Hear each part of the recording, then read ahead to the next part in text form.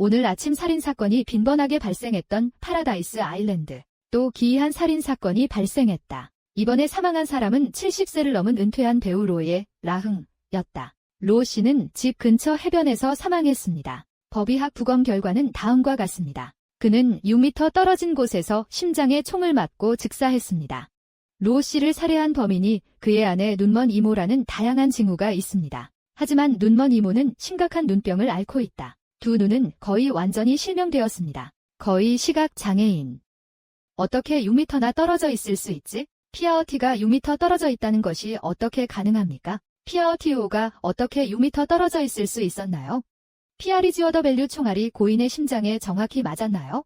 그 총탄이 고인의 심장에 정확하게 맞았는가? 이 사건의 원인은 반드시 용의자의 눈먼 이모로부터 시작되어야 한다. 2년 전 눈이 밝고 눈이 먼 이모님이 갑자기 심각한 안질환을 앓게 되었습니다. 시력이 급격히 떨어지기 시작합니다. 결국 실명에 가까운 상태로 악화됨. 햇볕이 잘 드는 환경을 찾아 회복하기 위해 1년여 전 그녀와 그녀의 남편 로우에 런던에서 파라다이스 아일랜드로 이동. 부부는 섬 바다 근처 숲속의 오두막을 빌렸다. 사건 당일 오전 10시 30분. 로우 씨의 아들인 로우 형제는 갑자기 경찰에 전화를 걸어 이렇게 신고했습니다. 그의 아버지는 해변에서 총에 맞아 사망했습니다. 파라다이스 아일랜드 경찰국 파커 신임 국장, 3명의 경찰관 다이 자매, 후안 자매, 비 형제와 함께 현장으로 돌진. 나는 로우 씨가 해변에 누워있는 것을 보았습니다. 심장에 피 묻은 총알 구멍이 생겼습니다. 총에 맞아 죽은 듯. 파커와 나머지 4명은 현장에서 살인 무기를 찾는데 실패했다. 해변에 남겨진 고인이 된 나개의 발자국을 제외하고는 또한 3세트의 선명한 발자국이 남아있습니다. 그들은 로우 씨의 아내, 시각장애인 이모, 로우 씨와 그의 전처의 아들인 로우 형제에게서 왔습니다. 그리고 눈먼 이모의 여자친구인 40세 정도의 엘리, 눈먼 이모, 로우 지희 및 엘리의 증언에 따르면 경찰은 기본적으로 범죄가 발생했을 때 일어난 일을 재구성했습니다. 오늘 아침 10시쯤 로우 씨는 눈먼 이모를 데리고 집 근처 바다에서 잠시 수영을 했습니다. 수영을 마친 두 사람은 해변으로 나와 해변에 앉아 휴식을 취했다. 로우 선생님은 갑자기 눈먼 이모의 귀에 몸을 기대었습니다. 그녀에게 해변 근처의 숲에 대해 말해주세요. 돈에 집착해서 염탐하고 있는 남자가 있어요. 그 말을 한 후 로우 씨는 일어나서 확인하기 위해 숲으로 갈 준비를 했습니다. 잠시 후 시각장애인 이모는 갑자기 총소리를 들었습니다. 그러자 로우 씨의 고통스러운 비명소리와 땅에 쓰러지는 숨막히는 소리가 들렸습니다. 시각장애인 이모는 남편이 총에 맞았다는 사실을 깨닫고 나서 다급하게 그 사람의 이름을 불러요. 하지만 로우 씨에게서 아무런 반응도 들리지 않습니다. 눈먼 이모는 당황하여 집 방향으로 더듬어 갔습니다.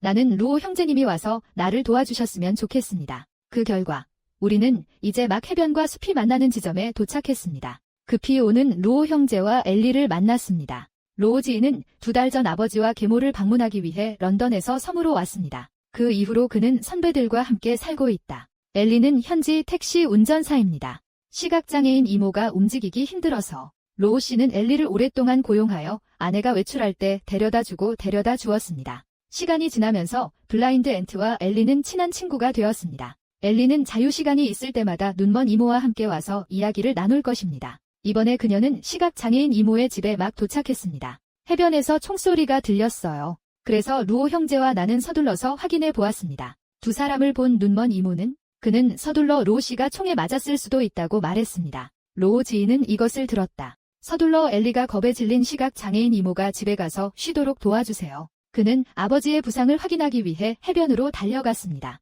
그러나 그가 해변에 도착했을 때 나는 로우 씨가 이미 숨을 쉬는 것을 보았습니다. 로우 형제는 당황하여 즉시 휴대폰을 꺼냈습니다. 경찰에 전화했어요. 로우 지희와 엘리의 증언에 따르면 사건이 발생하기 전 두 사람은 나는 숲속에서 로우 씨와 눈먼 이모를 엿보는 사람을 본 적이 없습니다. 그리고 로우 지희는 반복해서 강조했습니다. 나의 아버지는 항상 다른 사람들에게 친절하셨다. 누구에게도 얼굴을 붉히지 않았습니다. 사망으로 이어져서는 안 됩니다. 하지만 로우 씨와 눈먼 이모의 관계는 그리 좋지 않은 것 같습니다. 파커가 시각장애인 이모에게 로우 씨의 사회적 관계에 대해 물었을 때 눈먼 이모는 매우 무관심하게 행동했습니다. 그녀는 남편과의 관계가 깨졌다고 주장했습니다. 두 사람은 오랫동안 서로 다른 방에서 자고 있었다. 따라서 그녀는 로우 씨의 사회적 관계를 이해하지도 관심도 가지지 않습니다. 이후 파커는 여경찰 다이와 함께 로 씨와 시각장애인 이모의 집을 잠시 수색했다. 침실이 3개 있는 집이에요. 가구들로 보아 로 씨는 보통 안방에서 잠을 잔다. 눈먼 이모와 로 형제는 각각 2개의 게스트 침실에 살고 있습니다. 시각장애인 이모님의 손님방 문 앞에서 문에는 데드볼트 잠금 장치도 있습니다. 누군가를 경계하는 것 같아. 이로 인해 파워커는 약간 혼란스러워졌습니다. 집 전체에 3사람만 살고 있습니다. 눈먼 이모가 경계할 수 있는 사람은 누구입니까? 이때 후안 메이와 함께 주변 이웃을 막 방문한 비경찰관이 파커에게 수사 진행 상황 보고, 이웃에 따르면 2달 전 시각장애인 이모는 실수로 독이 있는 구아바를 먹었습니다. 구급차로 병원으로 후송돼 치료. 이 구아바 나무는 매우 위험한 과일나무입니다. 가지, 잎, 열매 모두 독성이 강한 물질을 함유하고 있습니다. 인간과 동물이 주스와 피부 접촉만 하더라도 붉어짐, 부기, 궤양 등의 증상이 나타날 수 있습니다. 실수로 그 열매를 먹었다면 그 결과는 더욱 상상할 수 없다. 심한 구토와 설사가 나타날 수 있음, 목이 부어오르고 위장 출혈 등의 증상이 나타납니다. 심한 경우 탈수로 사망할 수도 있다. 다행히도 시각장애인 이모는 실수로 조금만 먹었을 뿐입니다. 몸에 뭔가 이상한 걸 발견했어요. 그리고 급히 긴급 전화를 걸었다. 그제서야 나는 운이 좋게도 내 생명을 구할 수 있었습니다. 시각장애인 이모가 의료진에 의해 구급차에 실려갔을 때 로우 씨는 그녀를 병원에 동행하고 싶어 했습니다. 하지만 그녀는 단호하게 거절했다. 뿐만 아니라 그 당시 눈먼 이모도 매우 감정적이었습니다. 그는 로우 씨가 자신에게 해를 끼쳤다고 비난했습니다. 이웃님들이 이거 보시고 모두는 로우 씨가 시력이 흐려진 시각장애인 이모에게 의도적으로 구아바를 주었다고 추측했습니다. 그래서 눈먼 이모는 그에게 너무 화를 냈습니다. 이웃의 추측이 사실이라면 시각장애인 이모는 자신의 방문에 걸쇠 잠금 장치를 설치했습니다. 합리적인 설명이 있습니다. 그녀가 경계하고 싶은 사람은 다름 아닌 그녀의 남편 로우 씨다. 그렇다면 시각장애인 이모는 로우 씨의 죽음에 중대한 범죄를 저지른 혐의를 받았습니다. 그녀는 먼저 공격하기로 결정했습니다. 다시는 로우 씨에게 상처받지 않기 위해. 더 중요한 것은 로우 지이와 엘리의 증언에 따르면 2사람이 총소리를 들었을 때 해변에는 눈먼 이모와 로우 씨 2사람밖에 없었습니다. 요컨대 다양한 단서가 이를 가리킨다. 눈먼 이모는 로우 선생님을 쏜 진짜 살인자입니다. 그래서 시각장애인 이모는 경찰 조사를 받았음에도 불구하고 무관심한 태도를 보인다. 파커와 다이 자매는 여전히 그녀와 여러 차례 대화를 나누었습니다. 하지만 눈먼 이모는 남편을 쏘지 않았다고 늘 주장했다. 그녀는 또한 남편이 자신을 독살했다는 사실을 부인했습니다. 그녀는 실수로 구아바를 먹은 후 중독되었다고 주장했습니다. 그리고 육체적인 고통 때문에 그녀는 습관적으로 남편에게 원망을 쏟아붓는다. 남편이 자신에게 해를 끼쳤다고 비난. 객실문에 걸쇠 잠금 장치를 설치하는 것에 대해 시각장애인 이모는 안과 질환을 앓고 있어 앞이 잘 보이지 않는다고 설명했다. 그녀는 마음속으로 극도의 불안감을 느낀다. 누구도 들어갈 수 없는 공간에 늘 숨어들고 싶어. 그래서 그녀는 문에 데드볼트 자물쇠를 설치하기 위해 사람을 고용했습니다. 이 움직임은 누군가로부터 보호하기 위한 것이 아닙니다. 하지만 순전히 자기 심리적 안정을 추구하기 위해 파커와 다이 자매는 시각장애인 이모의 말을 의심했습니다. 하지만 그냥 아무렇지도 않게 들을 수 있어요. 다음 날 아침 로우 씨의 상세한 부검 보고서가 나왔습니다. 보고서에 따르면 살인자는 로우에서 6m 떨어진 곳에서 총을 쏜 것으로 나타났습니다. 그리고 정확한 샷이 로우 씨의 마음을 강타했습니다. 이 부검 보고서는 기본적으로 시각장애인 이모의 의심을 배제합니다. 그 이유는 사건 당시 시각장애인 이모의 시력이 매우 약했기 때문이다. 거의 눈이 먼. 눈앞의 풍경조차 선명하게 보이지 않아. 이 상황에서 6m 떨어진 곳에서 쏜 총이 로우 씨의 심장에 닿을 리가 없었습니다. 눈먼 이모가 살인자가 아니라면 사건이 발생한 해변에서 이제 남은 발자국은 로우 씨, 눈먼 이모, 로우 형제, 엘리 4개뿐입니다. 로우 선생님을 쏜 사람은 로우 형제일까요? 아니면 엘리일까요? 파커가 수사 아이디어를 재정리하던 중 다이 자매는 로우 씨의 사회적 관계에 대한 조사를 완료했습니다. 결과에 따르면 로우 씨와 그의 아내인 시각장애인 이모는 우리는 30년 전 런던에서 촬영 중에 만났습니다. 당시 시각장애인 이모는 이미 연예계에서 잘 알려진 연기자였다. 로우 씨는 주요 영화에 잠깐 등장하는 배우일 뿐입니다. 2사람의 상태는 많이 다르지만 그러나 운명에 의해 마침내 결혼의 궁전에 들어가게 된다. 그러나 로우 씨와 로우 아줌마는 결혼했을 때 이미 꽤 늙었습니다. 특히 눈먼 이모가 40이 넘으면 가장 좋은 출산 연령은 오랫동안 그리워졌습니다. 그래서 결혼 후에는 한 번도 임신을 할 수 없었어요.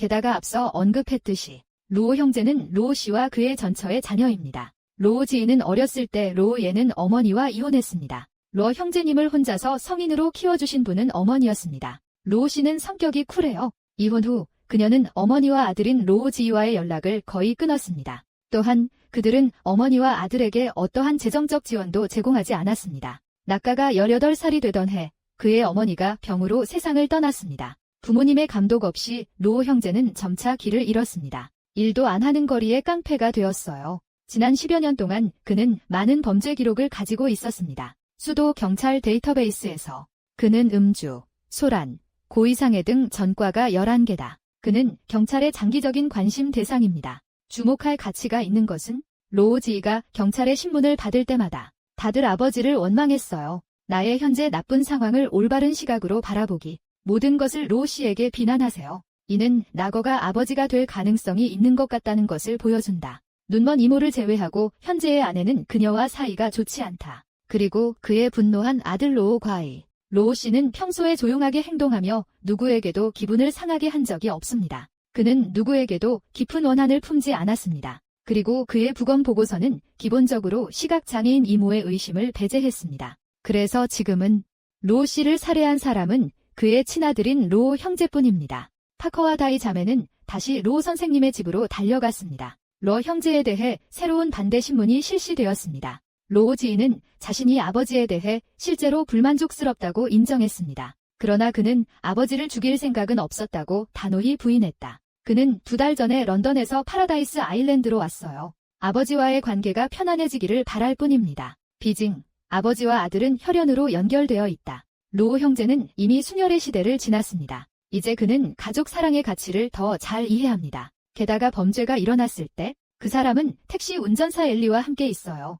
범죄를 저지를 시간이 전혀 없습니다. 두 사람은 로 씨의 집 문 앞에서 총성이 들리는 것을 들었다. 그들은 함께 소리를 따라가며 상황을 확인하기 위해 해변으로 달려갔습니다. 그리고 도중에 당황한 눈먼 이모와 마주쳤습니다. 로 형제의 변호를 들은 후 파커는 자신의 증언에서 어떤 허점도 찾지 못했다. 저는 애도를 표하며 다이 자매와 함께 경찰서로 돌아갈 수밖에 없었습니다. 두 사람은 방금 경찰서에 도착했습니다. 후안 메이, 완 메이, 경찰관과 비 형제는 각각 최신 조사 진행 상황을 파커에게 보고했습니다. 범죄 현장을 자주 돌아다니는 어부들을 후안 메이가 방문했습니다. 안타깝게도 아무것도 발견되지 않았습니다. 비 형은 범행을 저지른 총기의 출처를 찾는 데 집중했다. 경찰은 현장에서 살해 흉기를 발견하지 못했지만 그러나 비 형제는 여전히 많은 것을 얻었습니다. 총기를 재판매한 남성 수감자의 말에 따르면 그는 약 6주 전 4번째 수감자를 찾아간 40대 중년 여성.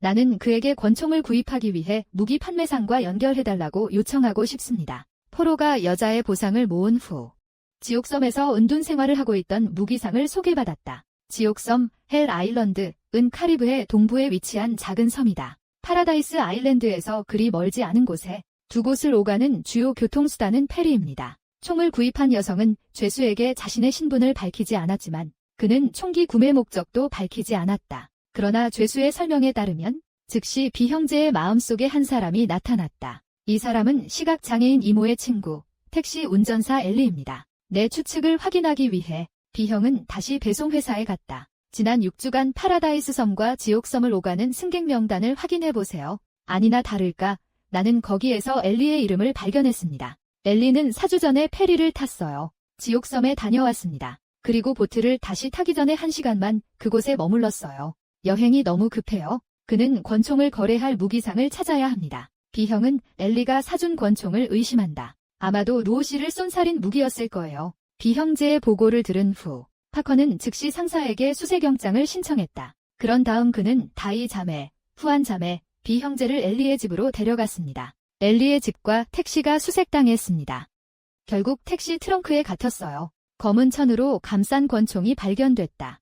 엘리는 상황이 이 시점까지 오는 것을 보았습니다. 경찰에게 사실대로 말할 수밖에 없었습니다. 눈먼 이모가 실수로 구아바를 먹다가 중독된 것으로 밝혀졌다. 사실 고의로 그런 짓을 한 것은 로 씨였습니다. 로 씨는 자신이 딴 독이 있는 구아바를 일부러 집에 두었습니다. 그리고 평범한 구아바라고 거짓말을 했어요. 이로 인해 시각장애인 이모는 거의 죽을 뻔했습니다. 그러나 그 후 시각장애인 이모는 로 씨가 아내를 살해하려 했다고 비난할 구체적인 증거가 없었습니다. 분노를 삼킬 수밖에 없어. 그때부터 눈먼 이모는 하루 종일 두려움 속에 살았습니다. 그녀는 또한 이혼을 통해 로 씨를 제거할 생각도 했습니다. 그런데 정말 그렇게 하기 싫다. 로 씨는 결혼 전후에 아무것도 성취하지 못했습니다. 이 가족의 모든 재산은 시각장애인 이모의 노력으로 얻은 것입니다. 그녀는 이렇게 로 선생님이 그 절반을 가져가는 것을 원하지 않았습니다. 로 씨의 눈먼 이모가 그와 별실에서 자지 못하도록 하기 위해 방문에 데드볼트 잠금 장치를 설치하세요.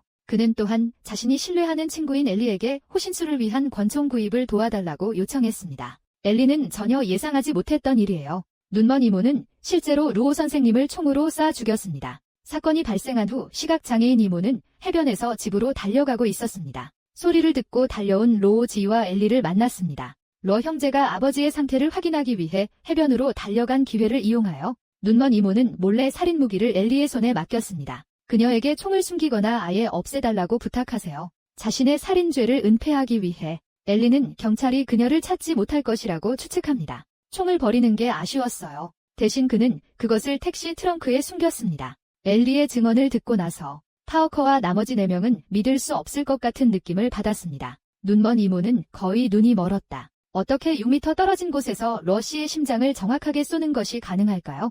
혼란스러운 파커. 그런 다음 나는 다이 자매, 후안 자매, 비 형제를 데리고 시각장애인 이모 집으로 갔습니다. 시각장애인 이모와 함께 엘리의 증언을 직접 확인할 준비를 하세요. 로 형제는 지금 집에 없습니다. 파워커와 다른 4명이 도착했을 때 우연히 눈먼 이모가 두꺼운 현금을 확인하는 것을 보았습니다. 중년 남성에게 건네진 경찰관 주한 환메이는 한눈에 알아보았습니다. 이 중년 남성은 근처 어부입니다. 그녀는 증인을 찾는 동안 이 남자를 본 적이 있었습니다. 이 사람은 이전에 완메이로부터 질문을 받은 적이 있습니다. 사건 발생 당시 아무것도 듣지 못했다고 주장. 역시 아무것도 못 봤어. 이제 이 어부에게 오고 싶다. 그는 아마도 눈먼 이모의 사례를 목격했을 것입니다. 나는 지금 눈먼 이모를 협박하러 오고 있다. 이것을 생각하면서 완메이는 파워커에게 자신의 추측을 말하려고 했습니다. 도둑인 어부 동생이 경찰을 봤을 때 누가 생각이나 했을까요? 징은 갑자기 주머니에서 날카로운 단검을 꺼냈다. 인텐트맨은 눈먼 이모를 데리고 현장에서 탈출할 기회를 노린다. 다행히 민첩성이 뛰어난 다이 자매가 제때의 조치를 취해 그를 제압했습니다. 그런 다음 파커와 다른 4명은 신문을 위해 시각장애인 이모와 어부 형제를 경찰서로 데려갔습니다. 눈먼 이모, 경찰 조사에 직면하다. 그는 로 스승을 살해한 자신의 범죄를 진실로 자백했습니다. 그녀의 말에 따르면 그녀와 로 씨가 처음 결혼했을 때 로 씨는 그녀에게 매우 온화하고 배려심이 깊었습니다. 하지만 시간이 지날수록 로 씨의 이기적이고 냉담한 성격이 점차 드러나고 있습니다. 특히 눈먼 이모가 눈병을 앓은 뒤 로 씨는 심지어 그녀를 부담으로 여겼습니다. 가능한 모든 방법으로 그녀를 모욕하는 것 외에도 때로는 아무런 거리낌 없이 그녀를 죄수로 내쫓겠다고 위협하기도 했다. 사건 당일 로 씨가 갑자기 주도적으로 제안을 했습니다. 눈먼 이모와 함께 가까운 바다에 수영하러 가고 싶어요. 수영을 좋아했던 시각장애인 이모. 근육 스트레칭 너무 하고 싶다. 하지만 남편이 나에게 해가 될까봐 걱정이 되어서 그녀가 나가기 전에 엘리가 사온 권총을 몰래 수건에 싸서 해변으로 가지고 갔습니다. 부부가 물에 들어간 후 로 씨는 잠시 수영을 하다가 눈먼 이모를 남겨두고 혼자 착륙했습니다. 눈먼 이모님은 아직 방수가 되긴 하지만 시야가 흐릿해 방향을 파악하기 어렵다. 나는 극도의 패닉 상태에 있었다. 그녀는 마침내 해안으로 돌아가는 길을 더듬은 후 그런 다음 그는 로 씨에게 왜 혼자 바다에 몸을 던졌는지 물었습니다.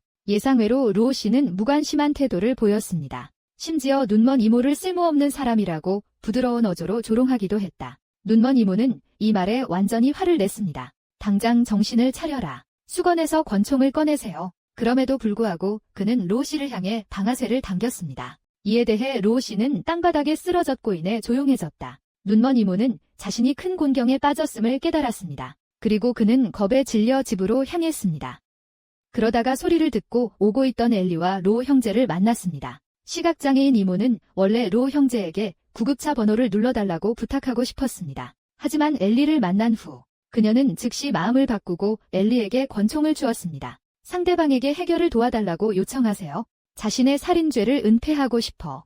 어부 동생은 나중에 시각장애인 이모의 진술을 확인했습니다. 사건 당시 이 남성은 사건이 발생한 해변을 지나가던 중이었다. 낚시하러 갈 준비하기. 나는 시각장애인 이모가 로 씨를 쏘는 모든 과정을 우연히 목격했습니다. 완 메이가 추측한 대로 어부 동생은 시각장애인 이모에 대해 경찰에 증언하기를 선택하지 않았습니다. 하지만 이것을 이용해 눈먼 이모에게서 그것을 얻으려면 거액의 입막금을 갈취했다. 살인자는 범행을 인정했다. 살해 도구가 발견됐고 목격자들이 증언했다. 드디어 밝혀지는 사건의 진실. 하지만 파커는 여전히 눈먼 이모를 사랑해요. 6m 떨어진 곳에서 로 씨의 심장을 쏘는 것은 정말 믿기지 않는 일이었습니다. 그는 항상 이 사건에 뭔가 숨겨진 것이 있다고 느낀다. 내 마음속에 있는 의문을 해결하기 위해 파워커는 엘리의 택시에서 권총을 발견합니다. 탄도시험 전문기관으로 파견. 테스트 결과는 충격적이다. 로 씨를 죽인 총알. 이 총으로 쏜 것이 아닙니다. 이 총에서는 BODY가 나오지 않았습니다. 파커는 즉시 B 형제를 보내 지옥섬에 은둔하고 있던 무기상을 찾아보게 했습니다. 나는 무기상 B 형제에게 배웠다. 엘리만 빼고 3주 전 로 씨. 무기상에게서 권총도 샀어요. 이 두 권총은 동일한 모델이며 모양도 똑같습니다. 단지 로 씨가 총을 구입할 때 소음기를 가지고 왔을 뿐입니다. B 형제는 이 중요한 단서를 즉시 파커에게 보고했습니다. 보고서를 들은 파커는 드디어 밝혀진 살인사건의 기묘한 진실. 그런 다음 그는 평소의 일상을 따랐습니다. 사건에 연루된 세 사람인 눈먼 이모, 로거, 엘리를 눈먼 이모의 집으로 소환했습니다. 그리고 이 세 사람과 그의 부하 3명 앞에서 그는 사건 전체에 대한 자신의 이유를 밝혔습니다. 파커의 견해로는 시각장애인 이모가 주도적으로 유죄를 인정했음에도 불구하고 하지만 그녀는 로 씨를 죽인 진짜 범인이 아닙니다. 눈먼 이모가 로 씨에게 총을 쐈어요. 하지만 그는 로 씨를 때리지 않았습니다. 사실 그녀는 로 씨를 전혀 때릴 수 없었습니다. 눈먼 이모가 바다에서 해변으로 수영하기 전에 로 씨는 이미 권총에서 총알을 모두 꺼냈습니다. 그리고 빈 폭탄으로 채워주세요. 눈먼 이모가 마침내 해변으로 헤엄쳐 나온 후 로 씨는 의도적으로 그녀를 다시 자극하기 위해 말을 사용했습니다.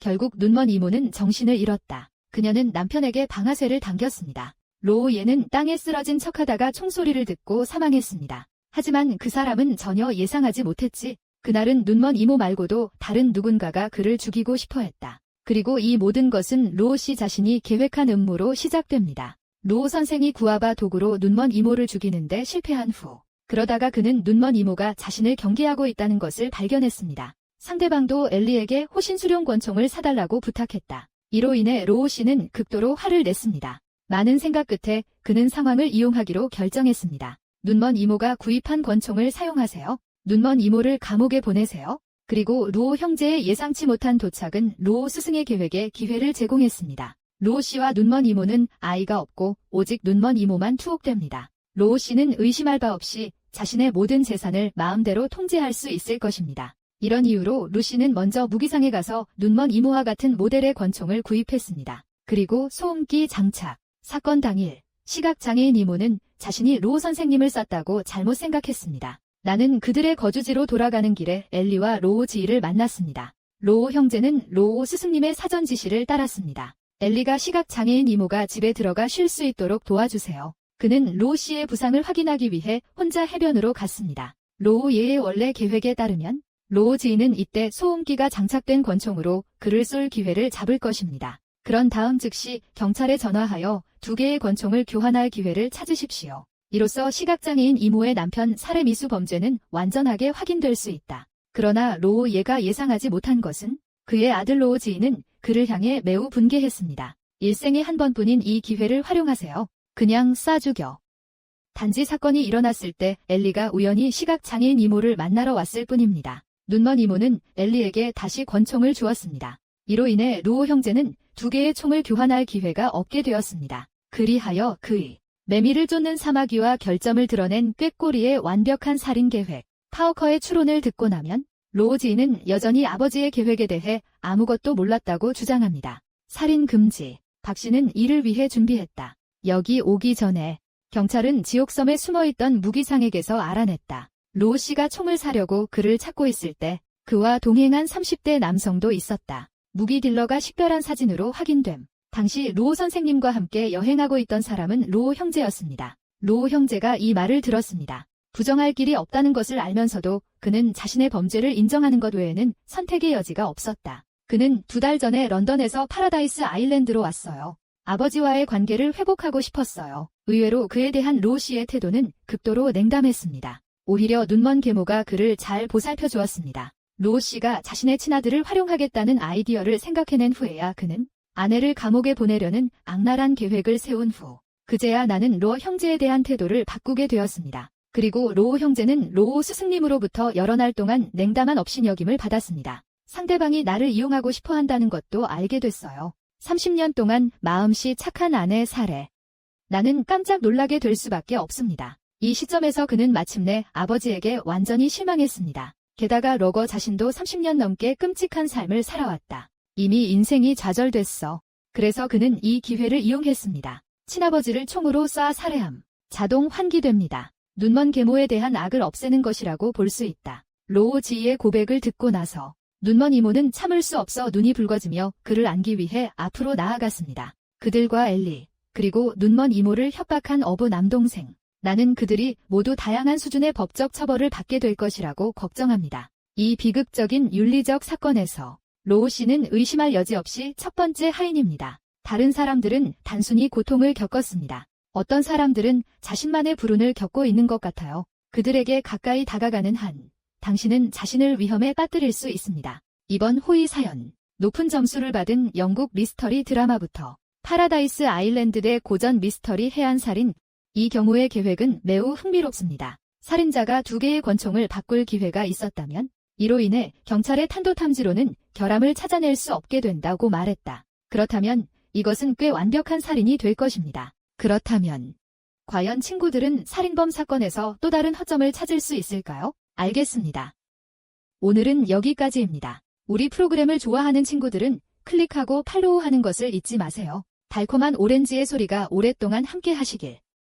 다음 호에서 만나요. 달콤한 오렌지의 소리가 오랫동안 함께 하시길. 다음 호에서 만나요. 오, 달콤한 오렌지의 소리가 오랫동안 당신과 함께 하도록 하세요.